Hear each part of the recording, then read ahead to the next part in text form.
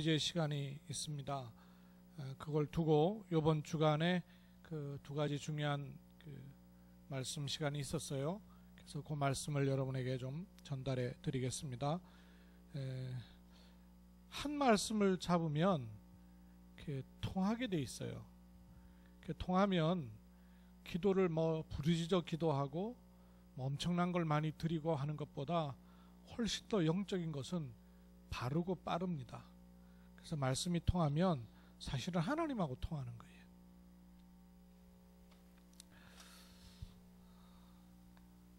두 가지 메시지가 있었는데요. 화요 집회 메시지가 있었고요. 그리고 렘넌트 리더 수련회 메시지가 있었어요.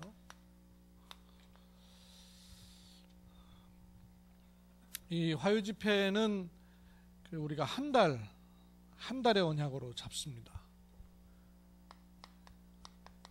여러분 한 달 동안의 언약을 가지고 깊이 자꾸 들어가 보세요.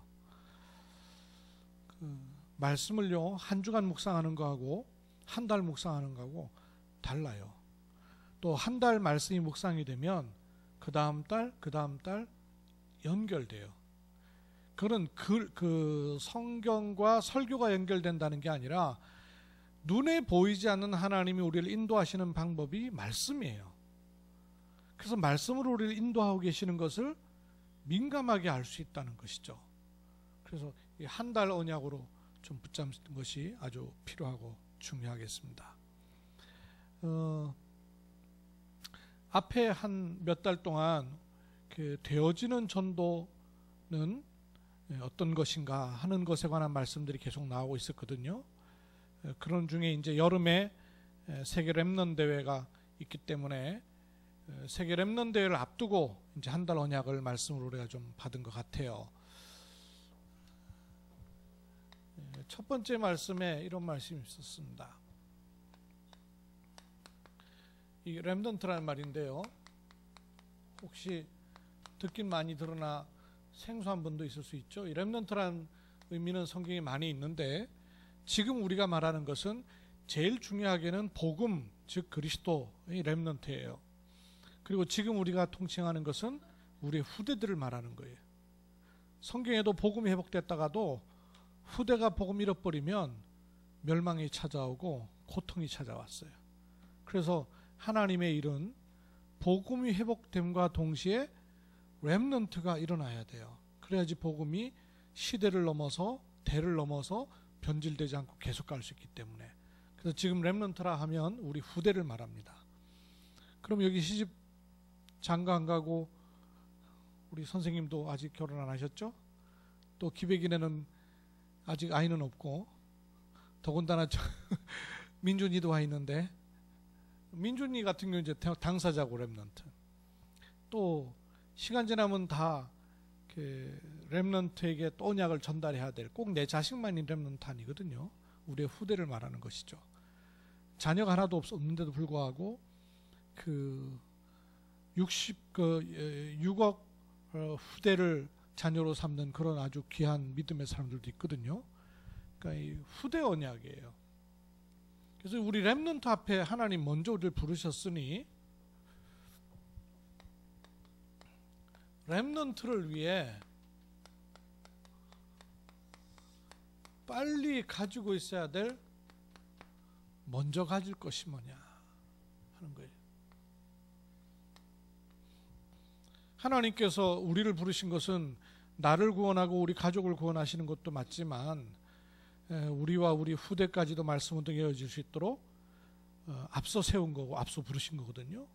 그러면 우리 어른들로서의 기도 제목은 우리 후대들 앞에 서도록 빨리 가지고 있어야 될 게 뭐냐 하는 거예요. 렘넌트를 위해서 먼저 가져야 될 게, 여러분 자녀들한테 재산을 물려주고 사상을 물려주고 좋을 수 있지만 꼭 그렇지 않을 수 있단 말이에요. 어떻게 될지 모르는 거예요. 사상이나 재산은. 그러면 렘넌트들 앞에 우리가 가장 중요하게 가지고 있어야 되고 가장 앞서 있어야 될 게 무엇이냐 하는, 단순히 렘넌트 대회만을 위해서가 아니라 우리의 중요한 기도 제목이죠. 마음에 좀 담아야 돼요. 렘넌트들이 제일 어려운 게 뭐 공부라든지 친구 관계라든지 이런 건 참 쉽지 않아요. 미래에 대해서 불안하다든지 어떻게 될지 잘 모르겠다든지 또 나이상 기도라는 걸 알기 참 어려워요. 어른들은 이리 터지고 저리 터지라도 몸부림치면서라도 기도라는 걸 하는데 렘넌트 때는 기도라는 걸 알아갈 수가 참 쉽지 않단 말이에요. 성경은 그렇게 말하지 않는데 가장 어렸을 때부터 잘 들을 수 있는 게 기도인데 우리가 그동안에 종교식으로 배웠던 기도에 대해서 많이 가지고 있다 보니까 후대들이 기도를 배우기가 참 어렵단 말이에요. 영적인 힘은 도무지 없고 얼마나 영적인 힘이 없는지 1시간 말씀 앞에 서 있는 시간조차도 참 잘 안 될 만큼 영적으로 힘이 없어요. 이런 후대들에게 앞서 하나님 우리를 부르셔서 렘넌트로 해서 먼저 갖길 원하시는 것이 뭐냐 하는 거예요. 렘넌트는 세상과 말씀이 잘 안 맞다는 거 구분 자체도 잘 못하고 있다는 거예요. 얼마나 힘들겠냐는 거예요. 그러면서도 이제 뭐 이렇게 신앙생활 해야 되고 교회 앞에서 해야 되고 또 그 자기들 딴에는 또 포럼 같은 거 해야 되고 이런단 말이에요. 얼마나 힘들겠어요.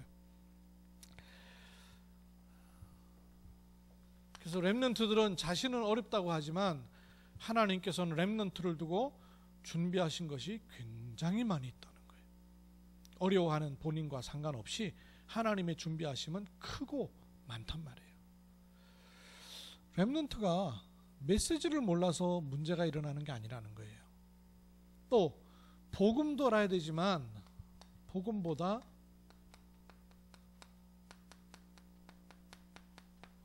복음의 냄새를 어떻게 알게 되느냐 하는 거예요. 이 말하자면 복음의 맛을 볼 수가 없다는 거예요. 이걸 보여줄 수 있는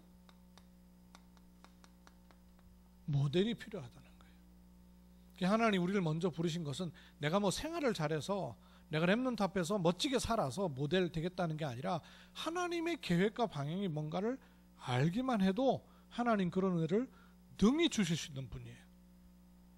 얼마나 소중한 우리의 렘넌트예요. 그래서 이 렘넌트들을 위해서 하나님이 우리를 이걸 준비하라고 하시는구나 하는 기도 제목만 마르게 가져도 응답이 오기 시작하는 거예요. 그 렘넌트는 복음을 몰라서 헤매는 게 아니란 말이에요. 근데 우리는 주로 막 복음을 단어로 내용으로 말로 설명하려고 하니까 이번에도 소문은 내지 마세요. 말레이시아에 이제 제가 통역하는 손영욱 권사님 갔고 그 딸도 같이 갔잖아요. 이제 엄마 입장에서는 어쨌든지 이제 신영이가 이제 같이 갔을 때 은혜도 받고 집중도 하고 집중 훈련도 되고 이랬으면 좋겠다 싶은데 신영이가 영적 상태가 이제 그렇게 충분하지 않단 말이에요. 날도 덥지 힘들지. 그리고 그렇게 앉아가지고 공부하라 그러면 얘는 공부하러 갔더라고. 서강대 역사학과가니까. 근데 앉아갖고 메시지 시간에는 이게 감당이 안 되는 거예요. 그 맨 앞자리 앉아갖고 이제 집중하려고 메시지를 타이프로 치는데 치다가 보면 자기도 모르게 이러고 있단 말이에요. 근데 거기 앉아있는 신학생들은요 이 메시지를 처음 듣거든. 그러니까 눈이 이래가지고 듣고 있는데 듣고 있다가 손 권사님이 이제 통역을 막 하다가 보니 앞에서 치던 딸이 저러고 있으니까 답답해 미치겠는 거예요. 그러니까 통역을 하면서도 이러고 그걸 안 하고 그냥 하면 차라리 학생들이 모를 텐데 그런 바람에 학생들이 다 뭐지 하다가 이렇게 보니까 애는 이렇게 졸고 앉았거든. 그러니까 애들이 웃겨가지고 웃느라고 막 정신을 못 차린 거예요. 그런 이제 손 권사님이 답답하니 그러는 거죠. 답답하지 엄마니까. 우리 이제 부모 입장은 그렇거든요. 그렇게 앉아가지고 메시지에 집중할 수 있을 만한 영적 힘이 없는 거예요. 그 힘이 없다는 걸 이해하고 우리가 이제 도와줄 만한 힘도 또 어른도 없는 거죠. 사실을 알고 보면. 근데 이제 렘넌트들에게는 부모로부터 어른들로부터 복음을 듣길 원하는 게 아니잖아요. 복음이 정말 멋있구나. 복음이 정말 힘이 있구나. 나도 저 복음을 누리고 싶다 하는 이 전달이 잘 안 된다는 거죠. 훌륭하게 서면 참 좋지만 렘넌트들이 어른 보고 야 참 훌륭하다. 그건 지나가는 거예요. 저분이 가진 복음이 도대체 어떻길래 나도 저분이 가진 복음이라면 나도 복음을 알고 싶다. 이 전달이 잘 안 된다는 거예요. 사실 우리도 급하게 복음 받아 놓으니까 영적 문제 좌우로 터져가지고는 복음 받다 보니까 그럴 겨를이 없이 그냥 왔죠. 근데 지금쯤은 이거 이제 생각을 해야 돼요. 복음을 말하는 게 아니라 복음의 냄새가 바른 냄새가 전달돼야 돼요. 예수는 그리스도 모든 문제 해결자, 단어는 엄청 전달되는데 냄새는 구리게 전달되면 애들이 헤매는 거예요. 헷갈리는 거예요. 말은 맞는데 이게 뭐가 안 보이니까. 이제 복음을 전달하는 것은 굳이 모델이 필요 없어요. 그죠? 복음을 전달하는 건. 그러나 복음이 어떤 것인가가 색깔로, 냄새로, 맛으로 전달되는 데는 모델이 필요해요. 그래서 이런 부분에 말씀을 하는 거죠. 성경의 렘넌트 7명들의 이 얘기는 노예로 갔었는데도 성공했다? 감옥에 갔었는데도 망하지 않았다? 총리돼서 드디어 애굽 살렸다? 이 얘기가 아니라는 거예요. 바로왕에게 비춰진 것, 보디발 장군에게 비춰진 것은 여호와의 신에 너가 정말로 감동을 입은 사람이구나. 이게 내용이라는 거예요. 노예도 문제가 아니고 감옥 간 것도 문제가 아니고 총리 됐다고 해서 희낙낙할 문제가 아니라는 거죠. 속의 거는 따로 있다는 거예요. 그게 중요하다는 거예요. 다니엘은 죽음의 위기 앞에서도 벗어나기 위한 기도를 한 게 아니었어요. 우리는 보통 문제 오면 벗어나는 기도 하잖아요. 해결하려는 기도 하잖아요. 그리고 해결돼야 모든 문제 해결자라고 생각하잖아요. 다니엘은 죽음의 위기가 왔는데 어떤 기도했습니까? 감사함으로 기도했다 그랬어요. 감사함으로. 그게 안 되는데 막 감사했다는 게 아니잖아요. 알았다는 거예요. 이게 무슨 일인지, 그리고 자기가 누군지를 알았다는 거예요. 내가 뭘 할 사람인가를 알았다는 거예요. 하나님이 어떤 분인가를 알았다는 거예요. 거기에서 냄새가 다른 거죠. 맛이 다른 거죠. 초대교회 보세요. 사도행전 1장 14절. 여기 모이면 고발당해요. 잡혀가요. 재산 몰수당해요. 심지어는 생명 빼앗겨요. 그런데 이분들은 여기에 모여서 오로지 기도에 힘쓰니라. 복음을 도대체 어떻게 알았냐고 말해요. 복음을 내용으로 설명해서 들은 것이 아니라 이게 맛을 아는 거예요. 이게 뭔가를 알았다는 얘기예요. 그런 의미에서 사실은 우리가 다락방 전도운동하면서 바깥에서 2단 10일 한 거는 너무너무 다행인 일이죠. 그럼에도 불구하고 이 전도운동을 할 것이냐에 시금석이 됐으니 말이에요. 그리고 이 복음에는 색깔이 있다는 거죠. 어떤 색입니까? 복음의 색깔이 있다는 거예요. 복음을 말하는데 좀 먼 색깔이 들어가 있으면 헤매게 되거든요. 복음의 색깔, 이게 렘넌트들에게 보여지길 원한다는 거죠. 마태복음 13장 1절에서 58절. 여러 가지 비유의 말씀들이 많이 있습니다. 근데 그 비유의 말씀들은 겉으로 눈에 얼른 드러나는 것들이 전부 아니에요. 그물 비유라든지 옥토 비유라든지 겨자씨 비유라든지 겉으로 볼 때는 아주 가치 없고 잘 보이지도 않는 그런 일이에요. 그런데 그게 심겨지고 그게 있기 때문에 아는 사람의 믿음이에요. 그렇죠? 색깔이에요. 마태복음 16장 13절로 20절. 어떤 색이냐? 예수님을 믿긴 믿어요. 그런데 예레미야처럼 이게 색깔이 섞인 거란 말이죠. 믿긴 믿어요. 엘리야처럼 예수님 믿는다는 거예요. 그런 색깔이 자꾸 덧칠해져서 믿고 있는 거예요. 어디로 가는지도 모르고 믿고 있는 거예요. 그런 색깔 아니라는 거죠. 마태복음 17장 1절에서 8절. 변화산에서 모세도 사라지고 엘리야도 사라지고 사라져야 돼요. 오직 예수만 남았더라. 복음의 원색이라 해야 돼요. 심지어는 우리는 그렇게 말했지 않습니까? 원색 복음이다. 복음의 색깔이 자꾸 더 씌워져서 보태진 색깔 아니에요. 원색 복음이에요. 이게 우리의 후대까지도 전달되는 것이 하나님의 계획인 거죠. 사도행전 11장 1절에서 8절. 이거 예수 믿고 복음 전하고 전도 선교 다 하는데 이게 율법적인 색깔이 딱 묻어져 가지고는 뭐 할례를 받았느냐 안 받았느냐, 이방인과 같이 식사를 해도 되느냐 안 되느냐, 이런 문제 때문에 잡혀버렸어요. 이게 복음의 색깔이 복음의 원색이 아닌 거죠. 이미 깊이 들어가 있는 다른 것들에 복음이 보태진 거예요. 사도행전 11장 19절로 30절, 핍박받아가지고 흩어진 사람들이 그 핍박 이 일을 통해서 하나님이요 원래 덧칠해졌던 것을 싹 벗겨버렸어요. 그래서 두루 다니면서 복음의 말씀을 전했어요. 절대로 안전할 것인데 헬라인에게도 복음 전하는 자들로 바뀌어버렸어요. 원색 복음의 색깔이 드러나 버리는 거예요. 복음의 색은 어떻습니까? 데살로니가 전서 1장 3절, 믿음의 역사와, 믿음에는요 힘이 생겨요. 하나님이 주시는 힘이. 사랑에는 수고할 수 있습니다. 소망을 가졌으면 기다릴 수 있습니다. 인내. 5절, 이 복음은 말로만 전달된 것이 아니라 오직 성령과 능력과 확신으로, 그 색깔을 말하는 겁니다. 그런가 하면 이 복음은 어떤 모양을 가졌나요? 그게 삶이라는 거예요. 이게 우리 후대들에게 제대로 보여줘야 된다는 겁니다. 복음 가진 사람은 어떤 환경 가운데도 감사할 수 있습니다. 왜냐? 과거에 우리의 모든 상처가 아니라 복음 운동을 놓고 하나님 사용하시려는 발판입니다. 나는 시험 들어서 힘들다고 생각하는데 그것은 육신적인 사람은 알지 못하도록 변장된 하나님의 축복입니다. 나는 갈등이라고 생각하는데 하나님은 그렇게 안 하면 바뀌질 않는 나를 아시기 때문에 갱신케 주신 것이에요. 우리는 위기라고 생각하는데 하나님은 못 받고 안 가는 곳에 가게 하는 기회라 합니다.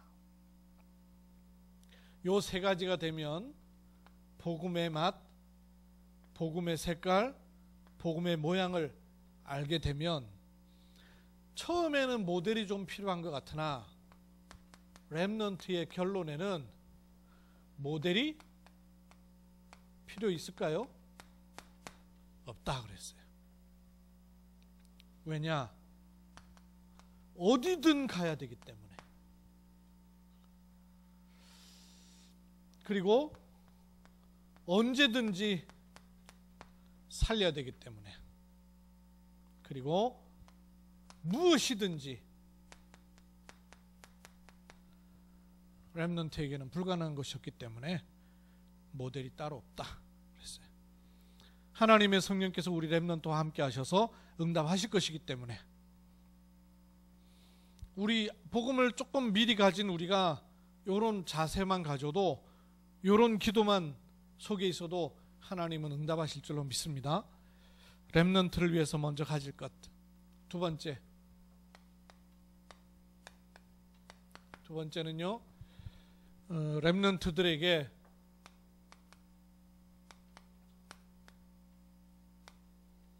누리게 할 것. 첫 번째 강의는 렘넌트들이 먼저 봐야 될 게 뭐냐? 복음 바로 보면 된다 하는 거예요. 복음을 글로 듣고 단어로 듣는 게 아니라 저게 복음이구나. 그래, 복음은 이런 것이지. 자기 수준에서는 안 돼도 복음은 그렇지 않다는 것을 딱 붙잡아버리면 된단 말이에요. 그 복음 봤으면, 그러면 기도를 누릴 수 있도록 도우면 렘넌트는 반드시 승리한다는 거예요.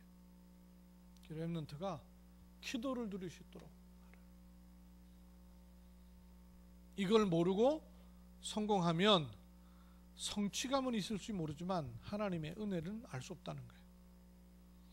이거 모른 채로 열심히 노력해서 이렇게 뭔가를 이루면 그걸 한 만큼의 대가는 올 수 있을지 모르지만 진짜 하나님의 은혜를 알 수 없다는 거예요. 시간 지나고 나면 영적 문제 와요.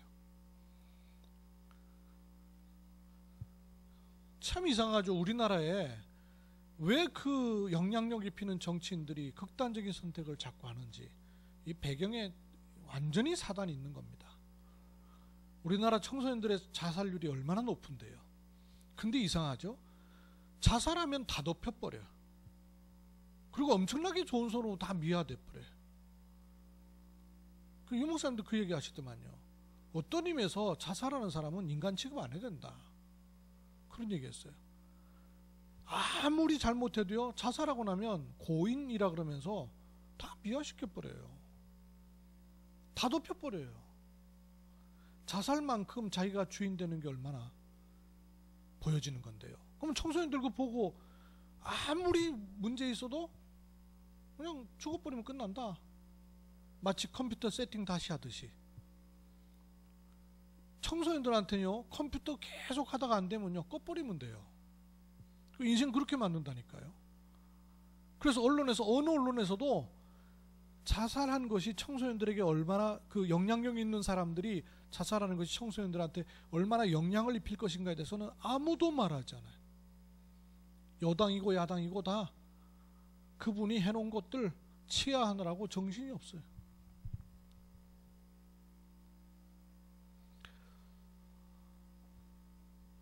평상시에요, 정의만 외쳤던 분이거든요. 당도 정의당이라. 그 남들 볼 땐 4천만 원 먹은 거 얼마 참 되지도 않는 건데, 그거 하고는요, 죽음을 가지고 그걸 해결하려고 해요. 그게 결국은요, 율법의 결과예요. 정의로움이라는 게, 복음 없이 정의로움한 게 율법이거든요. 율법 계속 주장하면 자기가 주장했던 율법에 하나라도 걸리면은 답이 없어요. 율법이 어떻게 인생의 답이냔 말이에요. 그러니까 저기 한나라당 무슨 지금은 아니구나. 그러니까 국회의원들이 특활비 먹었던 3천만 원도 다 내놨어요. 이렇게 정의를 외쳤던 사람이 순간 선택 잘못해가지고는 4천만 원 먹었던 거 드러나니까 그걸 스스로가 감당이 안 되는 거예요. 그것 때문에 가족들 불려다닐 거 생각하니까 감당이 안 되는 거예요. 그것 때문에 자기가 지금까지 일궈놓은 정의당 무너질 거 생각하니까 감당이 안 되는 거예요. 그러니 율법은 절대 답이 아니에요. 우리 렘넌트들은 그럼 복음이 희미해져가지고 가정 가문에 오랫동안 뿌리 내려져 있는 거 가진 채로 세상 현장에 나갔을 때, 어떤 결정적인 일을 딱 만났을 때 이 두 가지 모르면 원래 가문의 체질대로 여지없이 가버린단 말이에요. 그래서 본인과 상관없이 가지고 있는 가정, 가문, 체질, 기질, 성질 따라가지 않도록 이거 봐야 되고, 그리고 이 속에 들어갈 수 있도록 도와야 된다는 거죠. 세 가지 얘기했는데요. 복음 가진 하나님의 자녀는 묵상만 바르게 해도 반드시 응답한다 그랬어요. 사단이 이걸 알고요, 전부 명상운동으로 가잖아요. 마지막 시대 그래서 명상운동이냐 묵상운동이냐, 성령의 역사냐 악령의 역사냐예요. 하나님이 주인 되시느냐 사단이 주인 되느냐, 이 문제. 묵상은 하나님께 개인적 경배다 그랬어요. 드리는 개인적 경배. 묵상할 때 말씀만 조금 깊이 생각해도 하나님 말씀은 살아 운동력 있는 말씀이에요. 강단 말씀, 현장 말씀, 그리고 우리 전체 말씀. 강단은 하나님께서 우리에게 주시길 원하시는 게 말씀이에요. 현장에서는 하나님이 우리를 말씀으로 인도하길 원하셔요. 우리 전체를 가지고 하나님은 지금도 세계복음하길 원하셔요. 그래서 이 말씀 가지고 묵상 속에 들어갈 수만 있다면 제일 좋은 게 돼요. 그러다가 예배, 이게 기도 중에 기도예요. 예배는 혼자가 아니라 교회가 함께 하나님께 경배하는 것이다 그랬어요. 그리고 이 예배가 어디로 들어오면 되느냐? 삶으로 들어와 버리면 돼요. 말씀을 묵상하는 게 제일 좋은 기도예요. 그리고 예배가 제일 좋은 기도예요. 여러분 예배 시간에 뭘 듣는 걸로 하지 마시고 여러분 기도 시간으로 바꿔버리세요. 얼마나 기도 속에 들어갈 수 있는 가장 좋은 시간인데요. 그리고 그것이 어디로 들어오면 되냐면 삶으로 들어오도록 하는 거예요. 이러면 치유받음과 동시에 하나님이 세우시고 영적 상태를 높이시는 서밋의 축복을 가게 하신다 그랬어요. 하나님께 경배하고 예배하는 거룩한 산 제사다 그랬어요. 요거를 우리의 62가지 뭐 지금 설명 다 할 수 없으니까 알고 있는 분들은 조금 더 깊이 묵상하면 되겠죠. 그래서 기도의 제일 좋은 건 뭐냐? 말씀 묵상하는 거예요. 제일 좋은 기도가 뭐냐? 예배. 그리고 이 예배가 삶 속으로 들어오도록 하라. 그러면 세 번째, 이 렘넌트들에게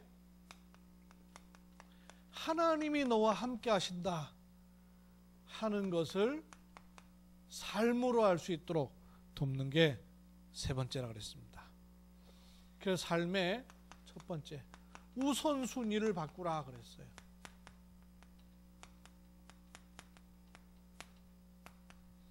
삶의 우선순위를 바꿔야 되는데요. 사도행전 1장 1절, 1장 3절, 1장 8절. 그래서 우리 138 많이 듣지 않습니까? 렘넌트가 가장 먼저 봐야 될 건 뭐냐? 오직 그리스도, 복음을 볼 수 있어야 된다. 이거. 그리고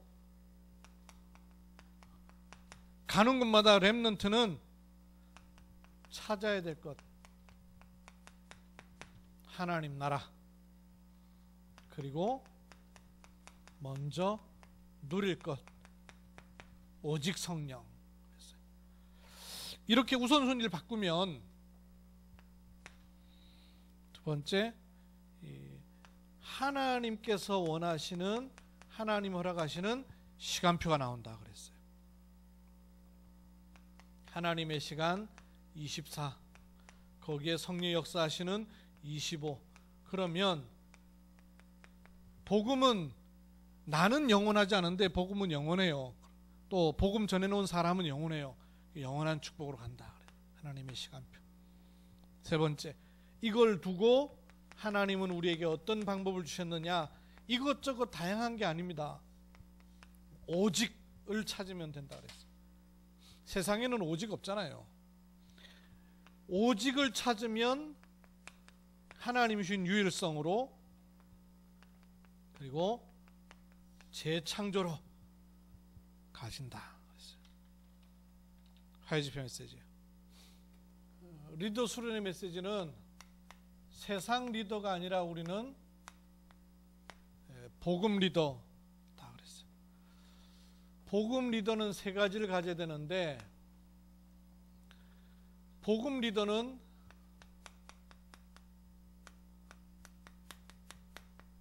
세상에서는 볼 수 없는 것들이에요. 세상 눈을 가지고는 평가도 안 되는 것들이에요. 근데 복음 가진 리더는 앞에 있는 깊은 것을 볼 줄 알아야 된다 그랬어요. 그 말은 무슨 말입니까? 역사 속에 있는 깊은 것도 볼 수 있어야 돼요. 어떤 눈으로? 복음의 눈을 가지고. 그죠? 이 두 가지가 없으면 다 잘못 보게 돼 있어요. 복음 없으면 현장 잘 못 보입니다. 복음 가지고 현장을 봐야 현장이 제대로 보여요. 또 복음을 가지고 있을 때 현장 보는 눈이 없으면 교리화돼요. 하나님 그런 복음을 주신 게 아니거든요. 이 복음은 사람을 살리는 복음이란 말이에요. 이 복음은 왜 문제가 왔는가, 과거, 현재, 미래에 답을 주는 복음이에요. 그래서 복음을 가지면 이래서 이랬구나, 앞에 있는 깊은 것을 보게 돼요. 저 1차 합숙훈련을 갔다 오니까 교회 다니고 열심히 봉사 섬김 잘했던 우리 집이 왜 실패할 수밖에 없는가, 답이 나오더라고요. 앞에 있는 게 보이더라고요. 그래서 그랬었구나, 답이 나오더라고요. 앞에 있는 깊은 것을 보게 된다는 거예요. 그리고 땅에 있는 것을 보는 게 아니고 위의 것을 보게 되고, 세 번째, 미래 영원한 것을 보게 된다. 성경 아시는 분들은 조금 참고가 되죠. 로마서 16장 25절, 복음은 영세 전에 감추었다가 26절, 이제 나타나신 바 되었으며 27절, 세세무궁토록 영원할, 이렇게 얘기했고요. 이번이 아마 처음인 것 같은데 이걸 사도행전 1장 1절, 1장 3절, 이게 1장 8절이다.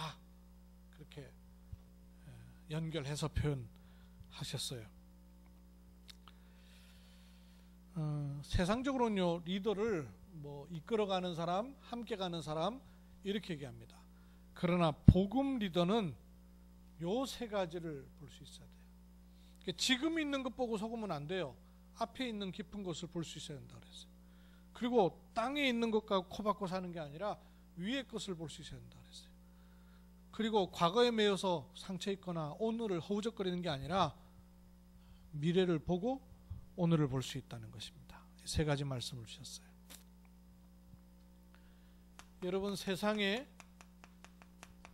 껍데기만 보면 다 발전한 것 같아요. 그러나 세상의 깊은 것을 보십시오.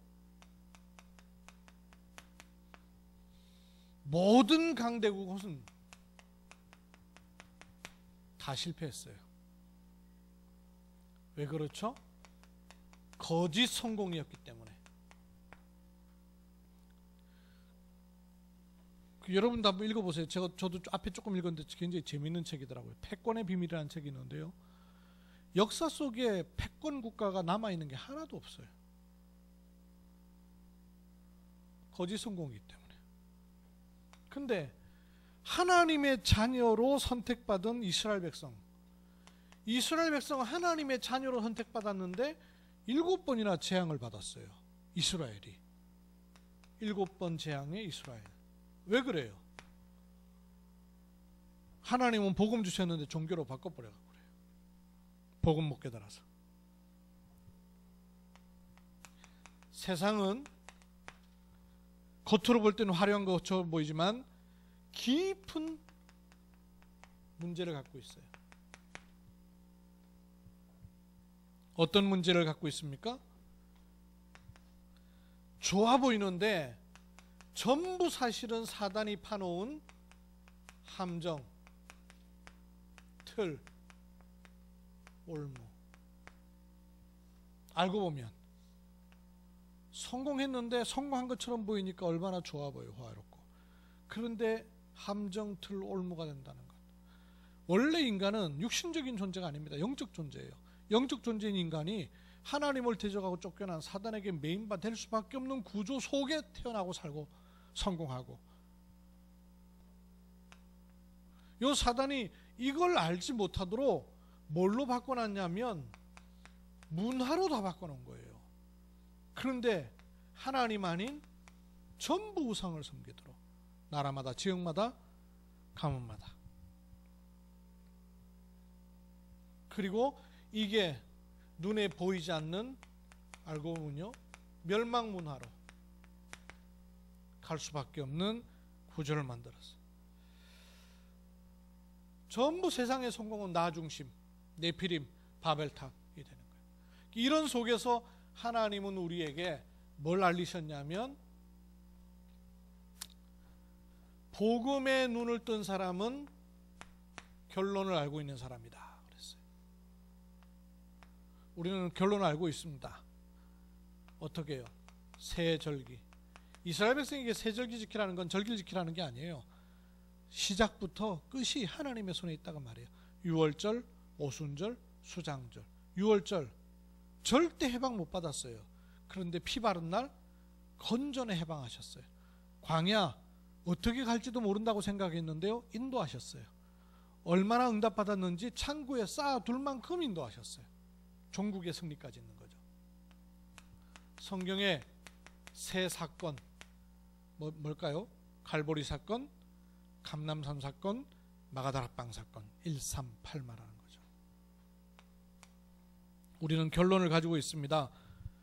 세 가지 저주와 재앙은 어떤 것으로도 해결되지 않습니다. 사단, 지옥, 재앙. 이거는 뭘로도 해결 안 돼요. 그래서 이걸 해결하는 이름 그리스도를 하나님은 약속하고 주신 거예요. 여기에 우리는 결론을 갖고 있는 거예요. 결론을 알고 있을 뿐만 아니라 렘넌트는 결과를 알고 있어요. 성경의 렘넌트 7명들이 모질고 강단 있고 성질이 대단해서 이긴 사람이 아무도 없어요. 이걸 알고 있는 거예요. 결론을 알고 있고 결과를 알고 있어요. 어떤 결과를 알고 있을까요?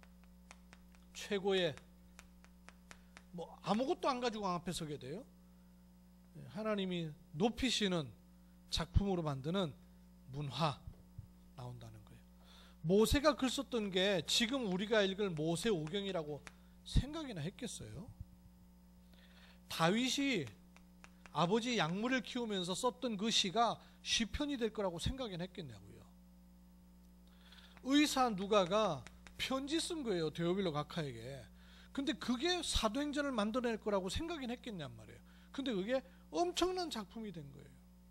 하나님이 쓰시는 거죠. 이렇게 되면 하나님이 주시는 거기 때문에 최고의 답,